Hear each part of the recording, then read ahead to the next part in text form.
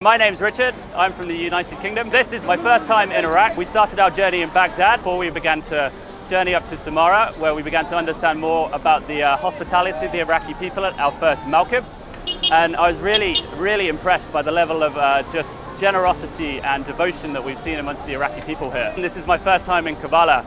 And my first impression of the city was one of chaos, yet in a good way. Everywhere we go, we did walk out on the street, and almost instantly you're beckoned over to a stall where you're given juice, or you're given a shawarma kebab, or you're given a plate of rice, a biryani. It's all done by volunteers, and it's all donated just out of the goodwill of the people. So last night I had my first experience in Karbala at the Abbas Shrine.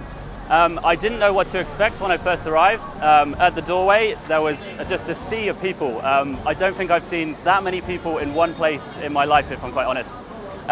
We started by removing our shoes. We were surrounded by people who were just sort of moving through the gates, just sort of like almost like a river.